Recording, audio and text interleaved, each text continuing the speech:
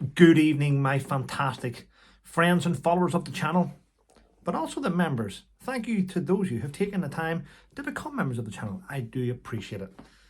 Now, thanks to the demographics of my channel, which I can check through my YouTube studio, I seem to realize that the majority of my subscribers are from the United Kingdom, the United States of America, and Australia. I have some from Canada, but they're the three main ones. So I make sure I look into the news and keep an eye on what's going on. Now, if honestly, I will be honest with you, I'm a little bit disgusted at currently a sitting Australian senator called Lydia Thorpe, who during the King's visit, the King and Queen's visit to Australia, managed to shout out in Parliament, "You are not my king, you are not sovereign." Now, I mentioned this in my video today, slightly. Now, Lydia doesn't seem to understand how things work, because Lydia had to, along with every other senator, swear an oath of allegiance to the king. She had. Now she's broke the oath of allegiance to the king. Now, I have it in good authority that in Australia, where the king and queen have been welcomed with open arms, of course that the crowds that have turned up have been more than what was expected. But the mainstream media tried to play it down, didn't they? They tried to make Australia look like they didn't want to have a king and queen. And it's far from that. Now, in every country, you have people that don't like the monarchy, anti-monarchists. You have Republicans that don't want the monarchy. In every single country.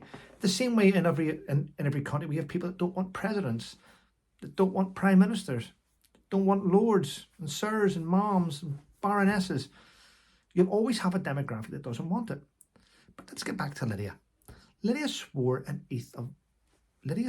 oath of allegiance to the king, and then threw it back in his face in Parliament, which is the strangest place to do it, because now there's thousands of people have done petitions and have written to the Parliament and the Prime Minister of Australia to have her removed. And I think it's something that should be endorsed. If you're willing to take your dollar, your Australian dollar, you're willing to swear an oath of allegiance, and let's be honest. So she says he's not my king. He is. He is. A lot of people say that he's not my king. They are. The problem is with politicians is this: not everyone votes for politicians. So she doesn't represent the majority, or should I say the majority of people in Australia, does she? She might represent the majority of people that voted her in, but she's now went off on a tangent. So let's just see how it unfolds over the next week or two. Let's see what happens to Lydia Thorpe. Let's see if she stays as a senator, having broke her oath of allegiance that she swore. Now, in the military, had that have been a general, had that have been a senior officer do that to the king, he would have been an instant court-martial. Instant court-martial, jail, and then discharged from service. Probably still would have kept his pension though. But you know what I mean? Let's see how this turns out.